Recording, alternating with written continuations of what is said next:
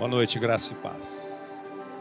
Eu queria que você fizesse um exercício agora junto comigo, que tem tudo a ver com a ministração que nós vamos fazer hoje, a meditação que vamos ter juntos. Queria que você olhasse para a pessoa que está ao seu lado, escolhesse alguém, olhasse para ela um pouco, não fale nada ainda, só olha, só observa. Só observa. Dá uma examinada. Olha nos olhos, dá uma admirada. E agora você vai dizer para ela como você a vê. Olha, eu vejo você assim. Eu vejo você uma pessoa assim. Olha nos olhos. Tem gente que não está olhando nos olhos. Olha no zoinho dele. Olha nos olhos. Os olhos são as janelas da alma. Olha nos olhos. Não pode olhar para baixo, para a barba dela, nos olhos. Fale para ela, olha, eu te vejo assim. Vejo você uma pessoa assim, assim. Deixa Deus fluir através de você. Deixa o Espírito Santo fluir através de você para abençoá-la neste momento, da maneira como você a vê. Eu vou estar com vocês hoje à noite, amanhã, durante a manhã e tarde lá na chácara com os líderes, amanhã à noite e domingo à noite. E a Anice depois na quarta, né? Mulher plena ou intercessoras? Mulher plena. Nós vamos estar aqui esses dias. Então, como eu não estou com pressa, eu vou tentar, com a graça de Deus, colocar um princípio dentro do seu coração, bem colocado. Porque não adianta você botar 10, eu aprendi isso com o Pablo. Não adianta tentar botar 10 pregos e não pregar nenhum. Fica tudo zoado. Então eu vou pegar um prego, Pablo, conforme você me ensinou, lembra que você falou para mim isso? Um prego e vou bater ele até ele entrar. Aí vai ficar bem fixado. Depois os demais, você vem, vão só fortalecer. Deus tem transformado a minha vida neste último ano. Eu descobri coisas que, durante os 30 anos da minha vida cristã, eu não tinha tido a revelação. Não é por conta de ninguém, é por conta minha mesmo. Porque muitas vezes a gente lê a Bíblia, mas não medita na palavra. E as revelações que Deus nos dá, vem através da meditação e não da leitura. Li muito já. Mas quando você para meditar, meditar é aquele ato de ruminar. Meditar é você parar e ficar contemplando alguma coisa. Quando no processo de meditação é que a revelação começa a surgir. Os mais antigos aqui, talvez, que mexeram com fotografia, sabem como é que era o processo de revelação de um filme. Antigamente, você punha um filme na máquina, você fotografava, expunha ele à luz, através da abertura da lente, é assim que é o processo de fotografia até hoje, né? Uma lentezinha que abre, tal, como um olho. O inventor da máquina copiou o olho humano, a criação de Deus, e aquela luz e aquela imagem que estava diante do objeto da sua foto, ele ficava registrado num filme dentro da máquina. Através da abertura do obturador, entrava aquela luz e aquela imagem era trazida para dentro. Ela estava ali dentro, mas ninguém sabia que estava ali dentro, a não ser que ela fosse submetida a um processo de revelação. Que, se não me engano, eram 3 partes, 3 químicas. Era um reservatório de revelador, fixador e água. Ou, não sei qual era a ordem, se alguém puder me lembrar aí. Você sabe disso? É assim? Como é que é? Isso, eu imaginei que era assim mesmo. Revelador, você pega o filme e põe no revelador. Ele revela, ele começa a revelar a imagem. Você põe na água, é um outro processo, e depois no fixador ele aparece. Você já pôs, quer dizer, o processo é um pouquinho antes. Você expõe o filme num papel, na altura, no tamanho que você quer, não tem nada ali. Você olha o papel, não tem nada. E é tudo feito num quarto escuro. Não tem nada. Quando você põe no revelador, começa a surgir. É um processo. Eu aconselho você a ir no YouTube uma hora para você ver como é lindo isso. Eu participei de várias coisas assim, que eu trabalhei com fotografia nos anos 90. E era assim que acontecia. E aí a água, o revelador, a água e o fixador vinham e traziam aquela imagem que estava lá, aquela imagem que se captou do casamento, daquela paisagem e tal, que se captou lá, estava ali dentro, mas ele só era revelado através desse processo. Então a meditação é algo parecido com isso. Você não pode só ler as Escrituras, você tem que parar, você tem que olhar, você tem que imaginar, você tem que imaginar a cena. Você tem que pegar um texto das Escrituras, por exemplo, de Jesus com o encontro da mulher samaritana. Você não pode só ler, você tem que pensar. Você tem que ver os detalhes. Onde que ela estava? Ela estava sozinha? Como é que era? Era o poço. Aí você vai imaginando. Aí a revelação começa a vir.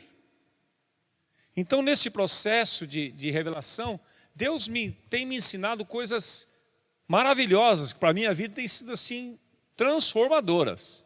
E é sobre isso que eu quero falar com você nessas 3 noites. Vou começar hoje, bem devagar. Na hora que der o horário eu paro. Eu não sei que hora que eu paro, eu não sei. A hora que der o horário, né?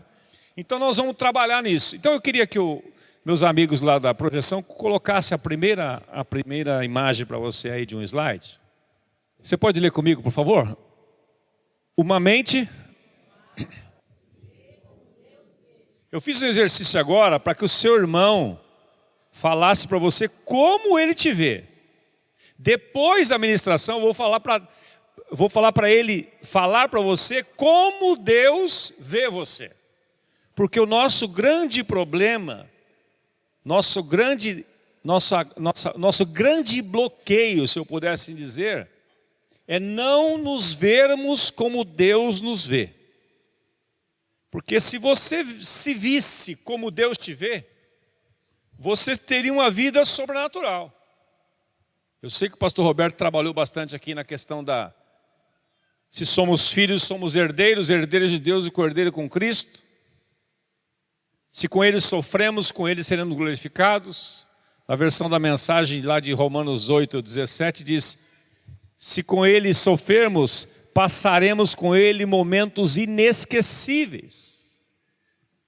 Então, a grande sacada da vida é nós olharmos para nós mesmos, vermos com as lentes de Deus como Ele nos vê. Porque a partir do momento que você se vê como Deus te vê, a opinião dos outros não importará para você. Não vai fazer menor sentido.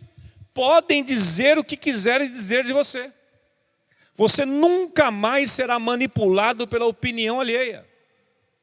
Você nunca mais vai ser atingido pela rejeição. Pode rejeitar você de manhã, à tarde e à noite.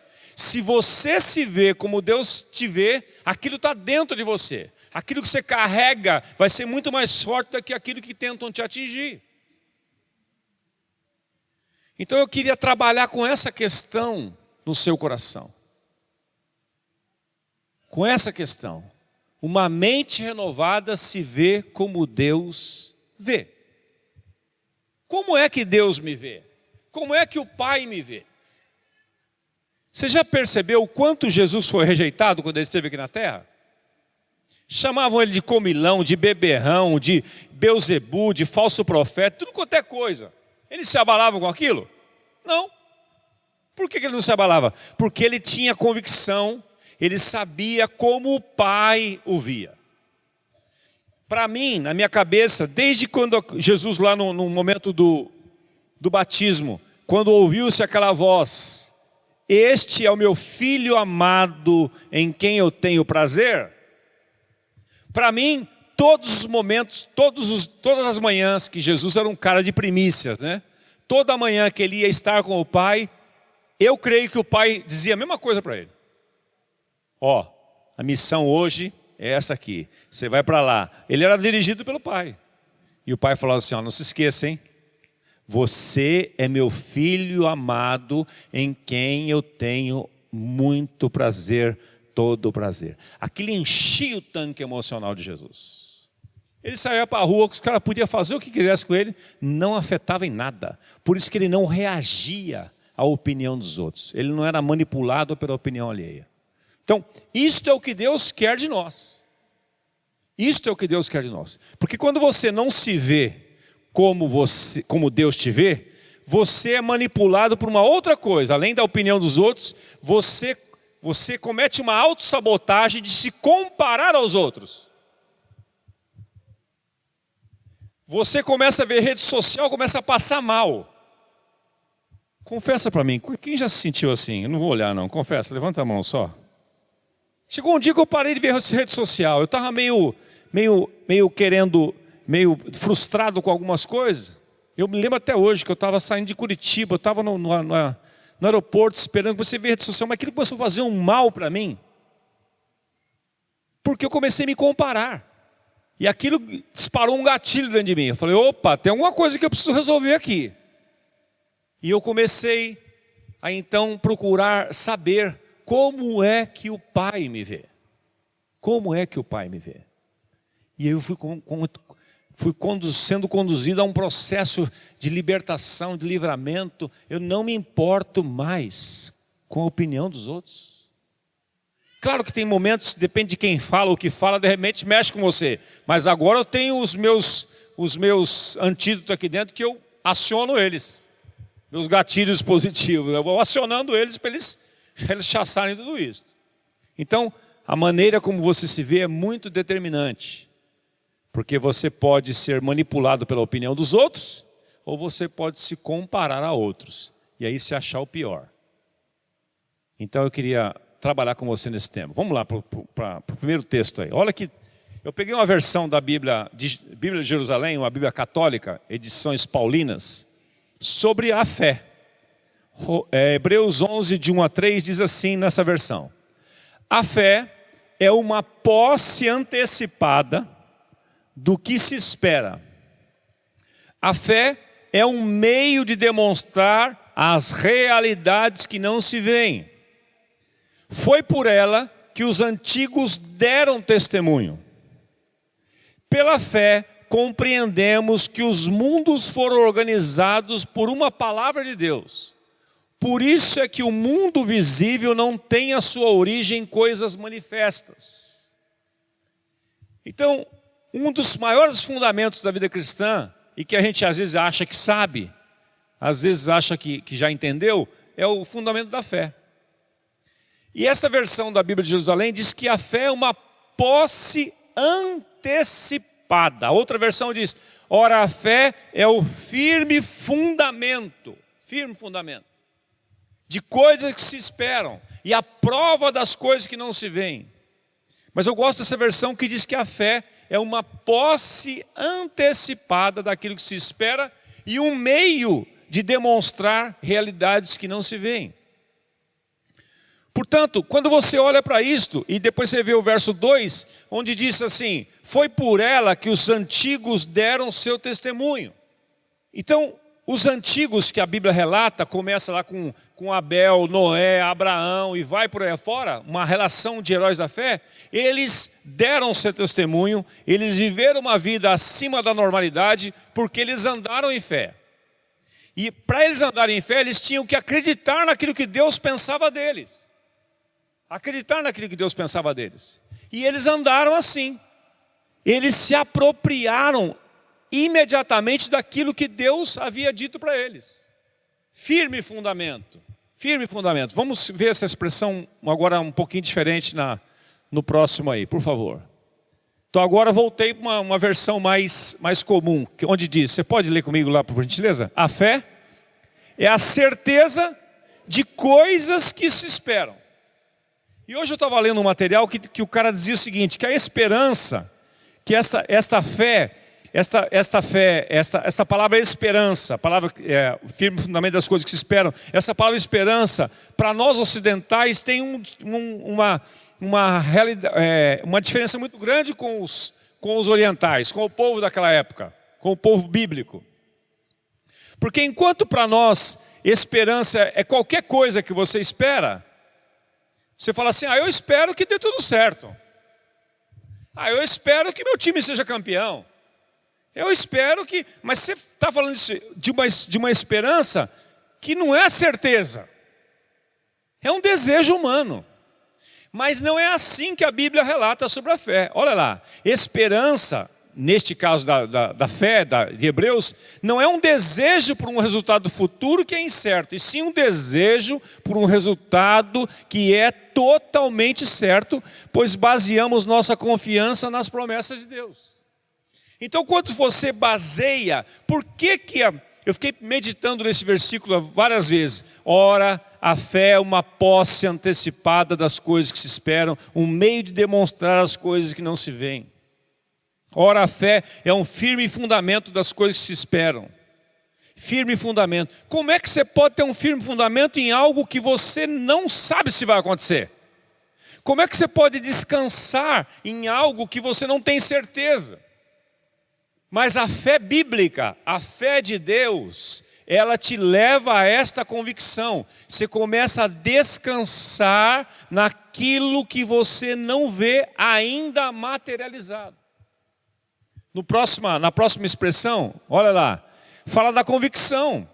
É a convicção de fatos que não se veem. Eu não sei o que o amanhã trará, mas sei que Deus sabe e o que o amanhã trará. Isso traz convicção interior.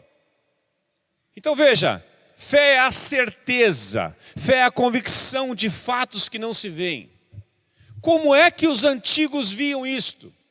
Como é que os heróis da fé viveram nessa dimensão? Eles viram nessa dimensão porque eles acreditavam que aquilo que Deus falou iria se cumprir. E eu vou dar um exemplo para você. Hebreus 11:8. Se você puder abrir comigo, abra lá, por gentileza. Hebreus 11:8. Olha que maravilhoso isso aqui.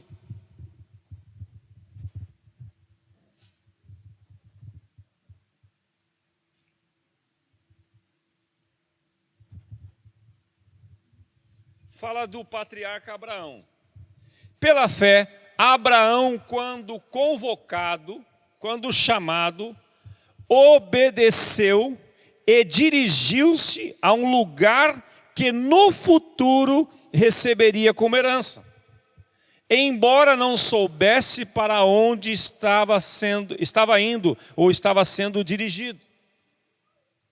Pela fé, peregrinou na terra prometida como se fosse terra estranha, habitando em tendas, assim como Isaque, Jacó e herdeiros com ele da mesma promessa. Então, queria destacar para você o seguinte: Abraão, vivendo numa zona de conforto maravilhosa, num lugar de muita riqueza e prosperidade, que era a Mesopotâmia, Deus vem para ele, em Gênesis capítulo 11, Deus, na verdade, impulsiona o seu pai, Terá, para sair daquela terra, para ir em direção a Canaã. Mas o pai de Abraão, Terá, chamava o pai dele, e no meio do caminho Terá parou. Ele não foi até o fim. Logo depois ele morreu.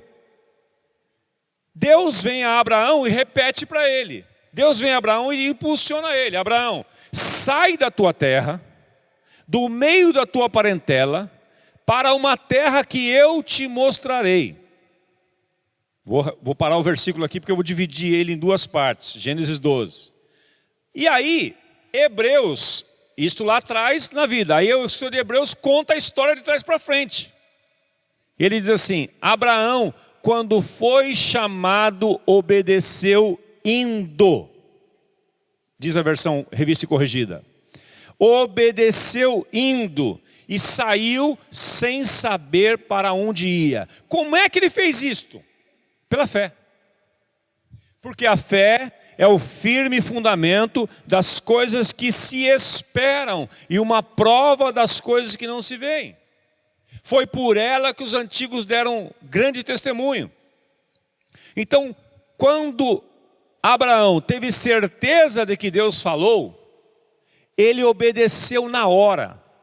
Muitas vezes nós não estamos alcançando aquilo que Deus tem para nós, porque nós não estamos obedecendo indo. Nós estamos obedecendo ficando. E não é para você obedecer ficando, é para obedecer indo. E ele saiu. Você imagine a cena, ele falando para sua esposa, para os seus criados, para todos os seus funcionários: ó, nós vamos para uma terra que Deus vai nos dar. Aí os caras perguntavam assim: aonde é? Ele falou: não sei. Trazendo para os dias de hoje, é como Deus dissesse para você: olha, eu quero que você saia, vá para o aeroporto, que eu quero que você vá para um outro país. Aí você fala: Senhor, cadê o bilhete aéreo? Não, vai até o aeroporto. Você iria? Sem algo concreto na sua mão? Você já parou para pensar quantas coisas você não alcançou de Deus porque você simplesmente não creu? Você colocou bloqueios na sua mente, você colocou dúvida que Deus falou, e por isso Deus não pôde realizar coisas grandes na sua vida? Porque você não deu passos. A fé não é estática, a fé é algo progressivo. Abraão obedeceu indo e saiu sem saber para onde ia. Por quê? Porque ele tinha convicção, certeza daquilo que Deus falou. Agora, Osmar, mas Deus falou com Abraão. Deixa eu dizer para você, Abraão nem Bíblia tinha. Abraão estava começando uma história com Deus. Mas ele teve convicção de que ouviu a Deus. E agora nós temos Bíblia, nós temos um monte de promessas para o futuro e temos muitos fatos em relação ao passado. Porque a Bíblia se divide assim, em fatos, algo que já aconteceu, e promessas que estão apontando para o nosso futuro. Nós hoje temos muito mais condições, muito mais subsídios para sermos verdadeiramente crentes do que Abraão.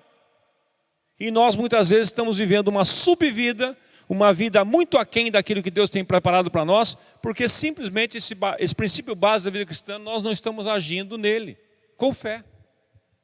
Fé é o firme fundamento. Fé é uma posse antecipada. É a convicção de fatos que não se veem.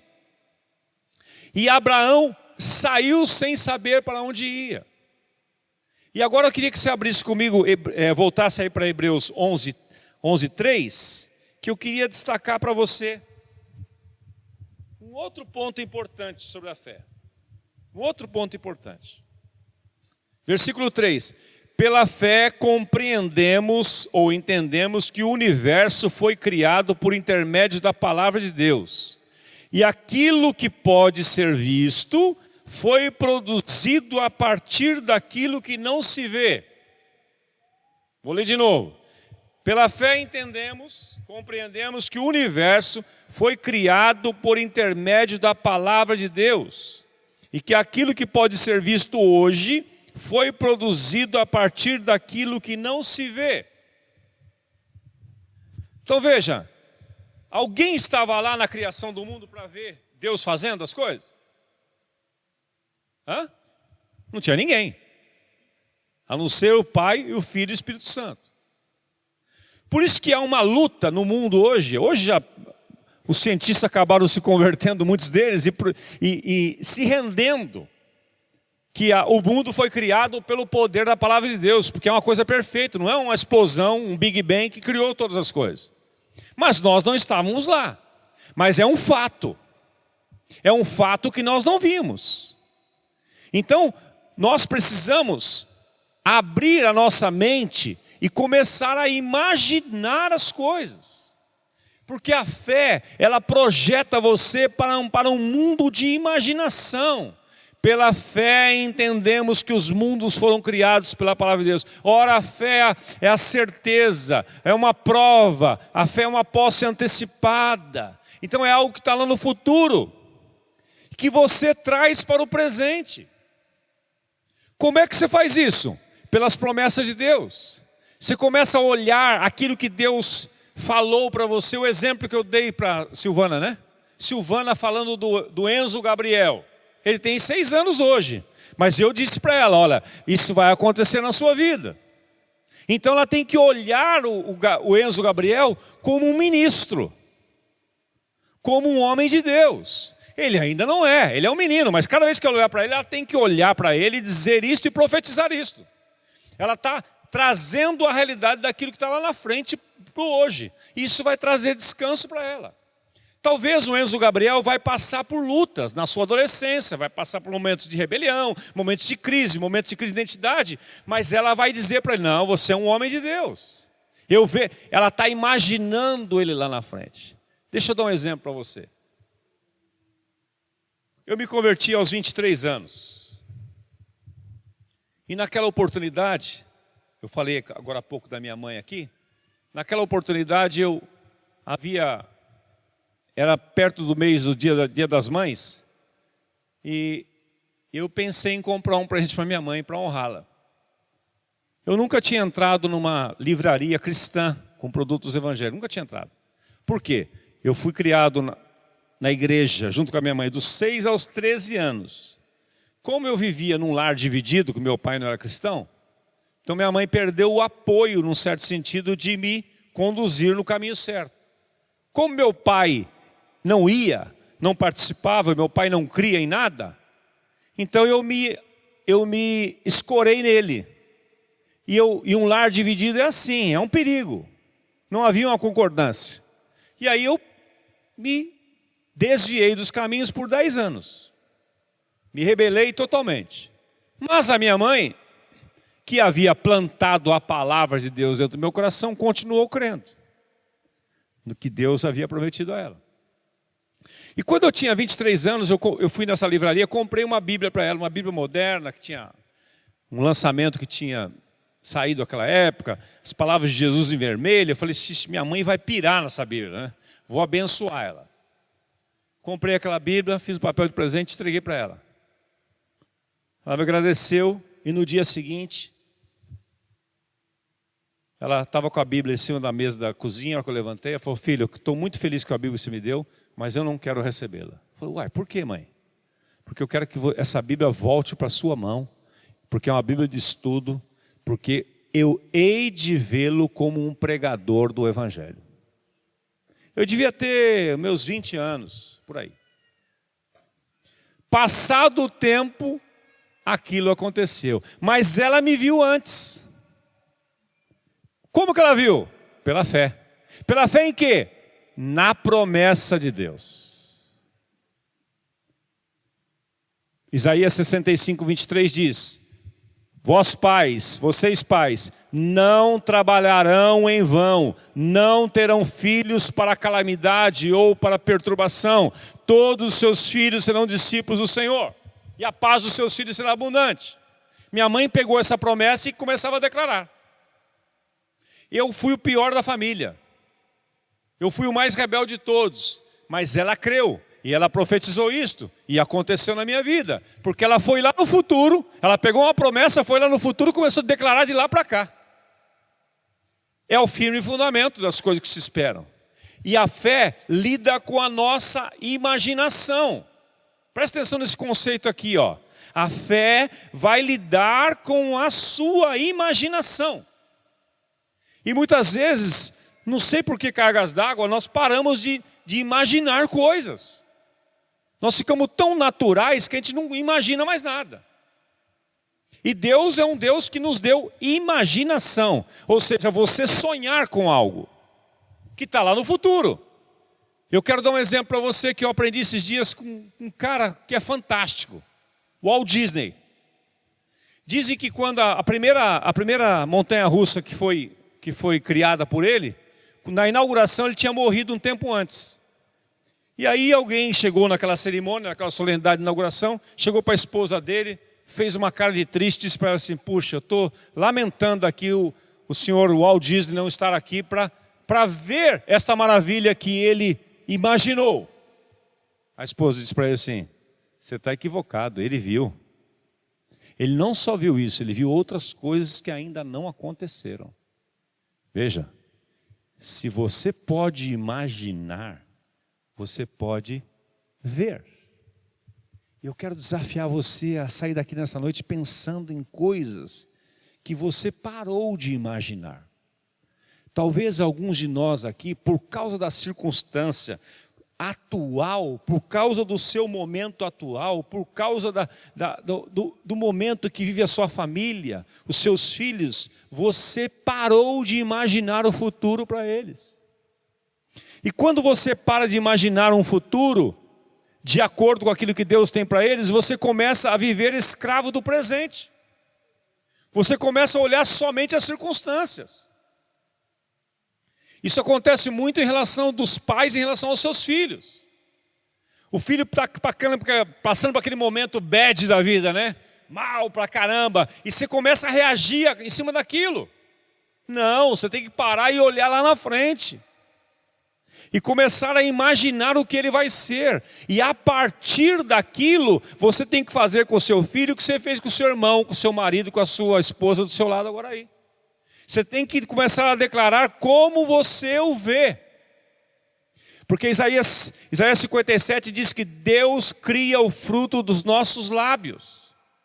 Por isso que você tem que tomar muito cuidado quando você fala com o seu filho ou fala para alguém, porque as palavras têm poder. E você pode, num momento de tensão, num momento de incredulidade, num momento de pressão, você pode profetizar maldição sobre o seu filho, sem querer. Por quê? Porque você não está escravizado por uma mentalidade atual, momentânea, e não olhando o seu futuro. Você tem que olhar para o futuro dos seus filhos, olhar para o futuro dos seus projetos, olhar para o seu futuro e começar a declarar aquilo que você está vendo lá na frente. E como é que eu vou ver lá na frente, Osmar? Através das promessas. O Bill Johnson diz que, para ele, a definição da promessa de Deus, eu achei linda essa definição, ele diz o seguinte, que a promessa de Deus é como se Deus fosse lá no nosso futuro, pegasse todo o subsídio que nós precisamos para chegar até lá, trouxesse aqui para o nosso presente. Deus vai lá no seu futuro, olha lá no seu futuro e vê tudo que você vai precisar para chegar até lá. Então ele volta para o seu presente e te dá na mão aqui, ó, todas as promessas para você chegar até lá. A mesma coisa você precisa fazer em relação aos seus filhos, ao seu casamento, ao seu marido, à sua vida profissional, aquilo que você deseja, aquilo que você imagina. Porque nós precisamos aprender, reaprender a imaginar. Porque pela fé nós entendemos, pela fé nós imaginamos. É maravilhoso você começar a olhar essas coisas. Pela fé. E sabe como é que Deus faz? Para ajudar a gente. Está quente aqui. Deus faz isso o tempo todo. Você lembra que ele fez com Abraão? Ele chama Abraão lá no capítulo 12. Ele faz uma promessa para ele maravilhosa em relação ao seu futuro. Ele diz para ele assim: Abraão, sai da tua terra, do meio da tua parentela, para uma terra que eu te mostrarei. Mostrarei. Aí ele faz uma promessa: eu vou fazer de ti uma grande nação. Eu abençoarei os que te abençoarem, eu amaldiçoarei os que te amaldiçoarem. Abraão, em ti serão benditas todas as famílias da terra. Você sabe por que a minha família é abençoada? Por causa de Abraão. Você sabe por que a sua família é abençoada? Por causa de Abraão. Porque ele obedeceu. Então veja, Deus chama Abraão de lá e diz para ele: olha, eu vou fazer de você uma grande nação. Deixa eu dizer um negócio para você que eu, pensando nessas coisas, eu captei esses dias. E às vezes a gente se perde nisso. Deus é um Deus de processo. Muitas vezes nós nos perdemos no meio da caminhada porque nós somos instantâneos. Nós estamos cada vez mais instantâneos. Você quer abrir um arquivo, quer enviar uma mensagem de 3 megas, que eu estava aqui agora tentando mandar ali para lá, demorou uns 30 segundos que você fica desesperado. Nós somos imediatistas. E então, nós não conseguimos esperar nada. E Deus é um Deus de processo. E muitas vezes promessas de Deus, promessas dele para mim e para a sua vida, que não aconteceram ou você atrapalhou o momento dele fazer, porque você não teve paciência no meio do processo. Então veja, capítulo 12 ele faz isto. Depois lá na frente, no capítulo 13, 14, Deus vai reforçando isso. Se você for olhar a história de Abraão, você vai ver que Deus volta a repetir tudo isso para ele. E num dado momento, eu acho que é no capítulo 13, Abraão está numa tenda. Aí Deus fala para ele assim: Abraão, sai da tua tenda. Sai para fora. Aí ele saiu. Aí Deus falou para ele assim: levante seus olhos. Olhe para o céu. Veja as estrelas dos céus. Agora, tenta contá-las, Abraão. Veja se as pode contar. Aí Deus disse para ele assim: assim será a sua descendência. O que Deus estava fazendo aí, Pablo? Ele estava ensinando Abraão a imaginar. Então, Deus tira Abraão da sua tenda, lugar de limitação, porque na tenda ele não ia enxergar nada, né? Ele ia para cima e ele ia ver tecido. Deus tirou ele daquele lugar, levou-o para um lugar amplo e falou assim: ó, levante seus olhos agora e comece a imaginar. Tenta contar as estrelas. Isto tudo impulsionou Abraão a crer cada vez mais. Deus não disse para ele assim: Abraão, Deus é sábio do que faz. Deus disse para Abraão: ó, Abraão, cara, você não tem noção do que você vai passar nessa caminhada.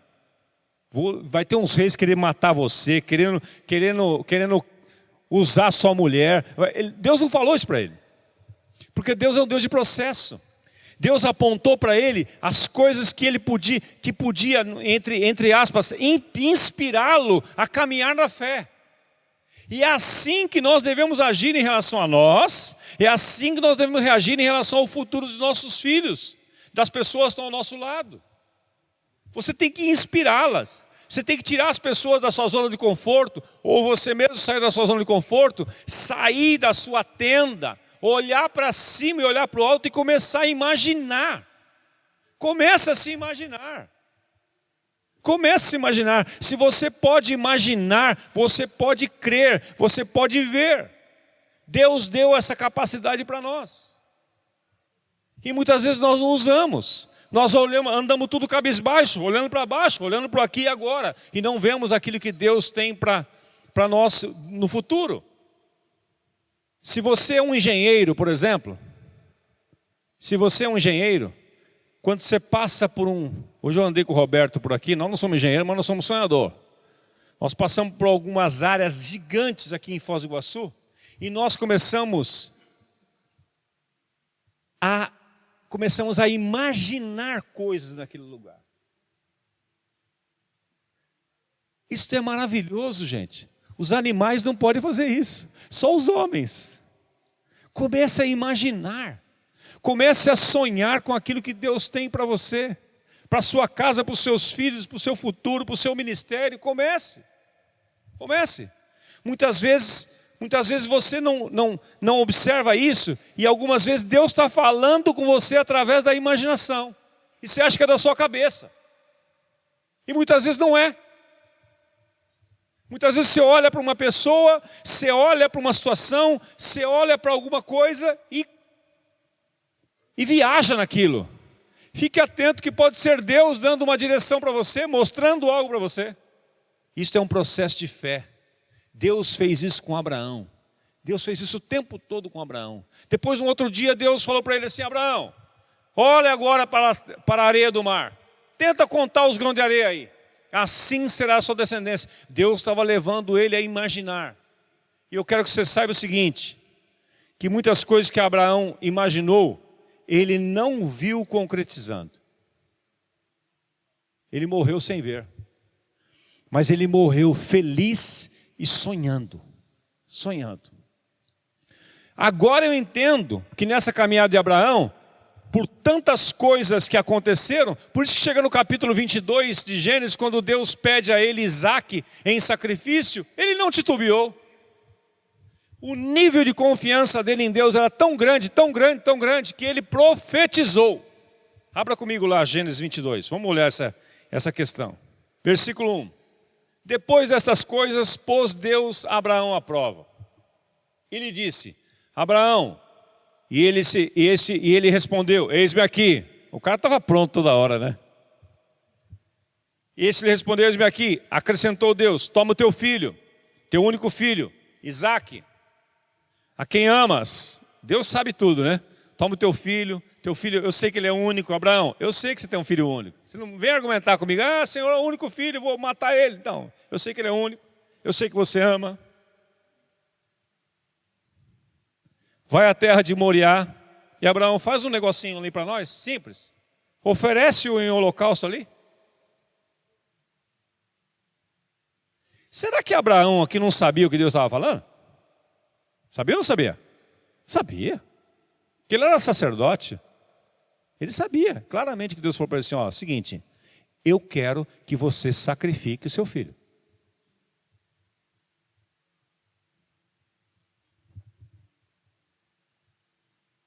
Oferece ali o holocausto sobre um dos montes que eu te mostrarei. Aí Abraão chorou, se lamentou, se descabelou, não foi isso? O que ele fez? Segundo a Bíblia aqui. Levantou-se, pôs de madrugada. Se fosse você se levantar de madrugada, aquela expressão assim, né, Roberto? Vou tirar logo da frente esse negócio. Vou logo. Olha o nível de confiança desse homem. Levantou-se de madrugada, tendo preparado o seu jumento, tomou consigo seus 2 servos e a Isaque, seu filho. Rachou a lenha para o holocausto, foi para o lugar que Deus havia indicado. A jornada durou 3 dias. 3 dias de caminhada. Ao terceiro dia, Abraão, erguendo os olhos, viu o lugar de longe. Andou 3 dias para chegar até lá. Então disse a seus servos: agora presta atenção no que ele vai dizer aí, gente. Olha o que uma pessoa que entende, que entra nesse nível de fé com Deus e a sua palavra é capaz de fazer e falar. Então ele disse aos seus servos: esperai aqui com o jumento, ponto e vírgula. Eu e o rapaz, Isaque já era um adolescente, eu e o rapaz iremos até lá, e havendo adorado, voltaremos para junto de vós. O que era adorado nesse caso aí, dona Sofia? Ele ia falar: eu vou ali sacrificar meu filho e já volto. Mas tem um detalhe: eu volto com ele. Reúne a galera e diz assim: olha, eu vou até ali, Deus me deu uma ordem para eu sacrificar meu filho, eu vou ali fazer a adoração a ele, já já nós voltaremos. O que ele fez aqui? Ele lançou uma palavra profética. Ele profetizou. Profetizou o que ele cria. Profetizou o que ele cria. Deixa eu dar uma dica para você que eu aprendi esses dias com uma neurocientista cristã. Eu estou lendo um livro dela, vim lendo na viagem. Ela falou que você precisa, você tem um gap de 10 segundos para você pensar no que você vai falar. Que o correto é você imaginar aquilo que você vai falar. Porque ela disse assim: você fala aquilo que está dentro de você. Você fala aquilo que você estava imaginando. Ela diz assim: a nossa boca não fala o que ela quer. Olha que louco isso. A nossa boca, a nossa língua fala aquilo que você estava pensando dentro de você. A sua mente estava pensando naquilo.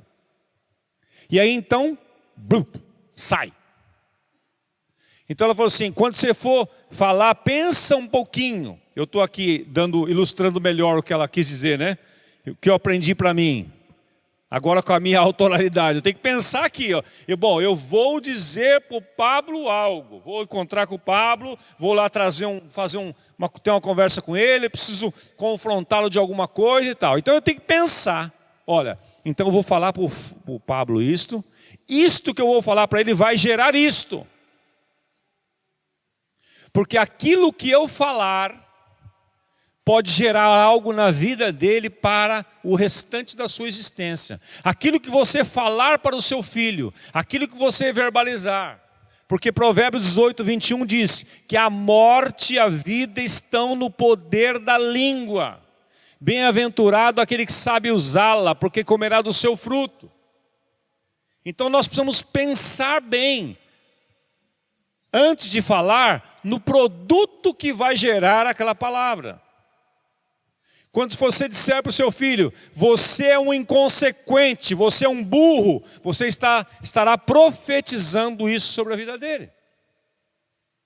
Então você tem que pensar, porque aquilo que você muitas vezes fala, e depois fala assim, não foi isso que eu quis dizer. Deixa eu dizer para você um negócio. Você foi traído pelas suas palavras, mas é aquilo que você pensava. É aquilo que você estava pensando. A boca não funciona sozinha. Ela funciona com base na imaginação. Então vamos imaginar aqui. Abraão recebe a palavra. Deus fala para ele, Abraão, pega o teu filho, teu único filho, oferece um sacrifício no lugar que eu vou te mostrar. Ele sai. 3 dias de caminhada. Nesses 3 dias ele ficou elaborando na mente dele aquilo que ele ia fazer. Nesses 3 dias ele foi trazendo a memória dele. Espera um pouquinho. Deus, lá atrás, quando eu tinha 75 anos, Deus me tirou de lá, me mandou para uma terra que eu não cheguei nela ainda. Deus falou que através de mim ele ia fazer uma grande nação.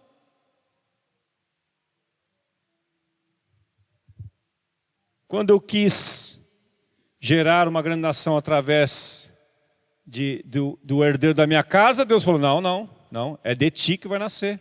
Então, espera um pouquinho, Deus lá atrás falou para mim que ele ia me dar uma grande nação. Naquela época, Sara era estéril, ele esperou eu ficar impotente, sem condições físicas de gerar.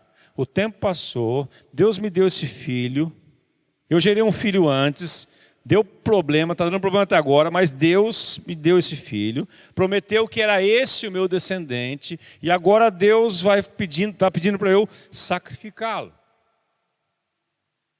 Então ele começou a elaborar, se Deus foi fiel lá atrás, ele é fiel agora também. Aí quando chegou perto do lugar, ele falou assim, olha, é o seguinte, nós vamos ali adorar, e já já nós voltamos. Vamos ver a continuação do texto.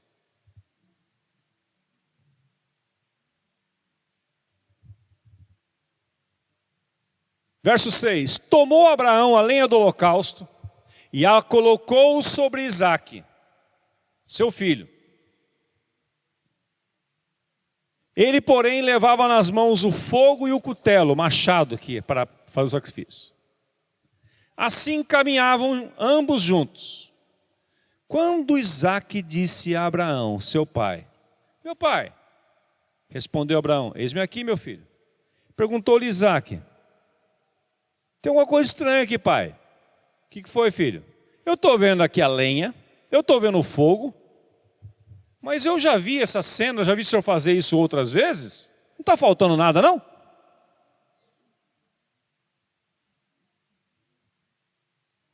Cadê o cordeiro, pai? Cadê o cordeiro para nós sacrificá-lo, pai? Aí a segunda profecia de Abraão. Versículo 8. Respondeu Abraão.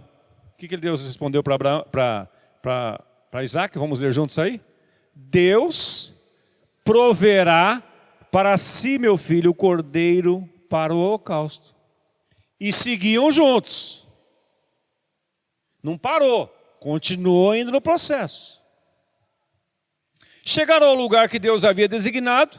Ali edificou um altar. Isaque deve ter ajudado ele. Ó, pega a pedra ali, põe aqui, traz aqui. Não, não é essa não, pega aquela maior ali. Pô, good job, meu filho. Bom trabalho, meu filho. Legal, ó, você está forte. Nossa, você conseguiu pegar essa pedra aí. E a interação rolando ali. Pega a lenha ali. Traz, vamos montar. Puxa, ficou legal. Gostou, filho? Gostei. Vê se está firme, filho. Deita aí em cima e vê se está firme, filho. Não é para imaginar, Márcio? A lei hoje é imaginar, então vamos imaginar. Deita aí, meu filho. Aí Isaac foi lá e deitou. Deitou no altar em cima da lenha. Estendendo a mão, tomou o cutelo.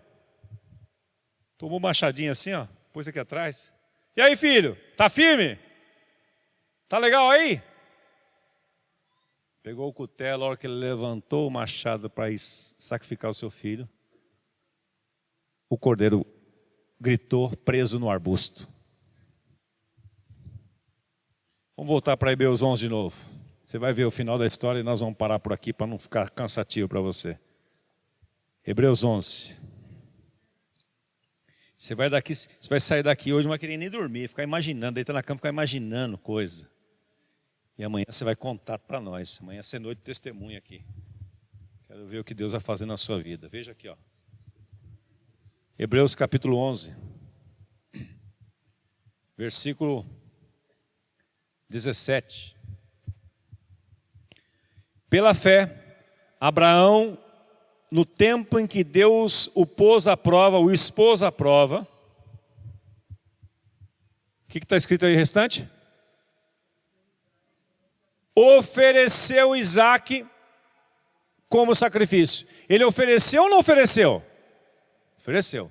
Quero que você saiba o seguinte: Abraão passou no teste, porque ele obedeceu a Deus, ele ofereceu para Deus, Isaque morreu. Veja a continuação do verso. Ofereceu-lhe Isaque como sacrifício. Aquele que havia recebido as promessas estava mesmo a ponto de sacrificar seu unigênito. E ainda que Deus lhe tivesse prometido, por intermédio de Isaque seria a sua descendência será estabelecida. Porquanto acreditou, por que ele ofereceu? Porque ele acreditou que Deus era suficientemente poderoso para ressuscitá-lo dentre os mortos. E simbolicamente recebeu Isaque de volta entre os mortos. Para Deus, Abraão ofereceu. Porque Deus vê o coração e não vê como vê o homem. Então, meus irmãos, eu quero desafiar você nesta noite, a você começar a reavivar coisas na sua vida. Sonhos que talvez ficaram no passado, sonhos que você abandonou, promessas que Deus fez na sua vida que você nem sabe onde elas estão. Esses dias Deus tem falado comigo e eu tenho recorrido a promessas, a palavras que Ele falou lá atrás, eu tenho trazido elas à minha memória, eu tenho confessado, colocado dentro dos meus olhos para confessá-las. Isto vai revitalizando a gente, eu começo a imaginar, eu começo a ver. Eu tenho várias promessas que Deus está cumprindo, e algumas delas Deus cumpriu em parte, outras ainda não.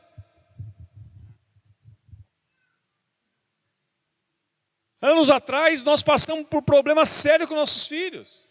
Pressões enormes. O diabo veio com toda a força para levá-los, para destruí-los. Fase adolescência. E toca jejuar, e toca orar, e toca controlar a boca, para não falar bobagem.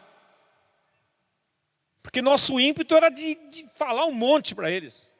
Mas eu já sabia daquela oportunidade. Que aquilo que eu falasse poderia se cumprir na vida deles. E eu fazia como Davi fazia. Senhor, coloca um guarda na minha boca, não deixa eu falar besteira. Eu ficava tão irritado, tão tenso, tão temeroso, que era capaz de eu falar besteira. Algumas vezes falei. Mas a somatória foi maior, positiva, graças a Deus. E as que eu falei negativa, eu fui lá e deletei a palavra. Eu arranquei aquela palavra, eu desconsiderei aquela palavra, eu aprendi o seguinte, e quando eu dizia alguma coisa que era bobagem, eu falava assim, olha, Vitor, vem aqui, Carla, vem aqui. Eu retiro em nome de Jesus aquela palavra. Você não é aquilo que eu falei. Apesar de as circunstâncias agora, eu falei isso sim, mas você não é aquilo, porque a Bíblia diz que você é assim, assim, assim, assim. Eu fui retirando. Muitas vezes quando eu tive que corrigir meu filho, doía mais em mim do que nele. Mas eu dizia para ele assim: filho, eu vou corrigir você. Você é amado, mas a sua atitude é reprovável. Eu não estou corrigindo a sua identidade, estou corrigindo a sua atitude.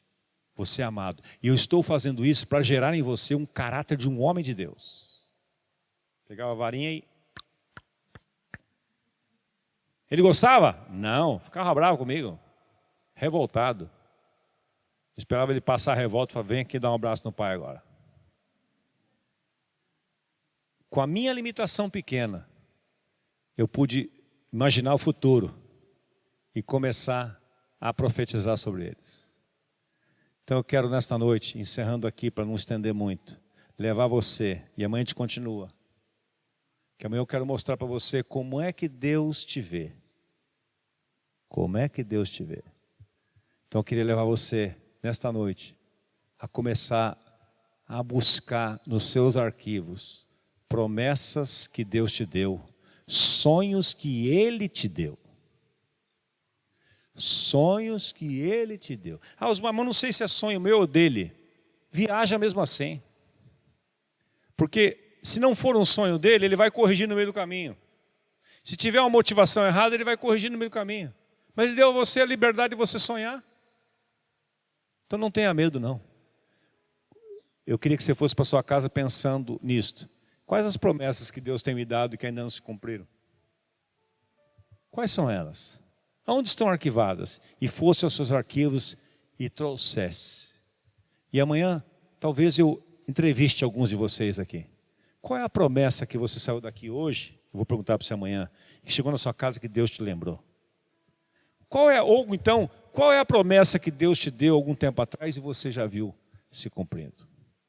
Porque sabe, irmãos, muitas vezes nós somos muito ávidos por informações e pouco para reflexão e ação. Isso não muda nada. Conhecimento não muda nada. A Bíblia diz, 1 Coríntios 8:1, que a ciência incha. O cara fica inchado. Conhecimento incha o cara. Mas é o amor que edifica. É a prática. É o amor prático. Porque a sabedoria é o conhecimento colocado em prática. Vamos ficar em pé? Feche seus olhos. Espírito Santo, traz a nossa mente agora promessas que tu nos destes, sonhos que tu nos confiastes,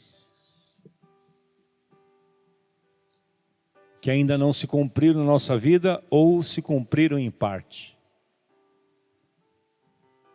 E infunde em nós, Pai, esta revelação de que a fé é uma posse antecipada daquilo que se espera e um meio de demonstrar realidades que não se veem. Realidades que não se veem.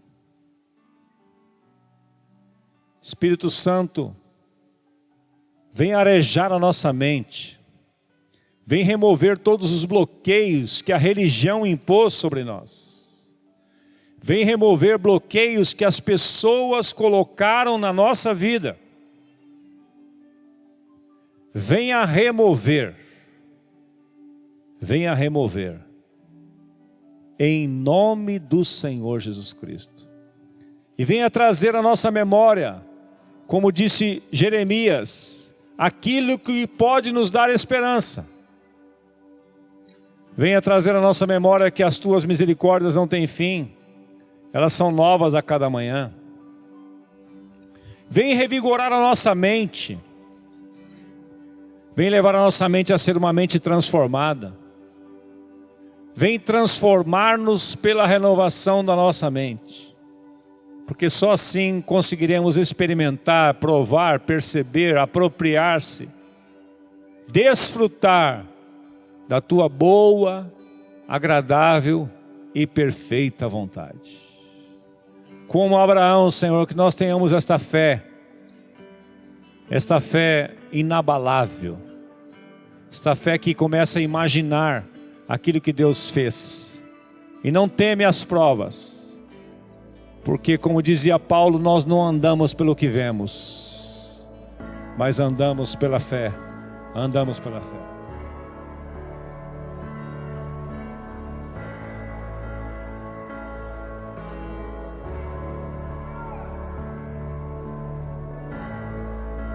Digno dessa canção, só tu és Senhor. Digno do meu louvor, só tu és Senhor. Digno da minha vida, tu és Senhor. Oh, eu sou teu.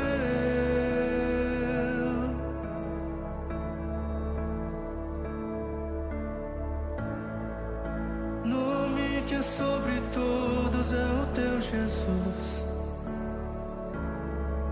Fonte da salvação, só tu és Jesus. Digno da minha vida, tu és Jesus. Oh, eu sou teu. Oh, eu sou teu. Santo, és incomparável, és inigualável. Abre os meus olhos, Senhor. Mostra quem tu és e enche o meu coração do amor que faz mudar o mundo.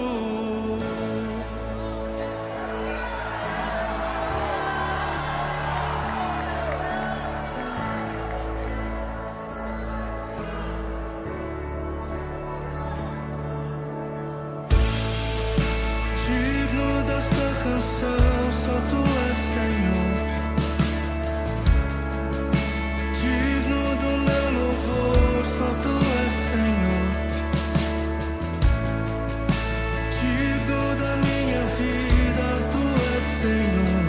Oh, eu sou teu.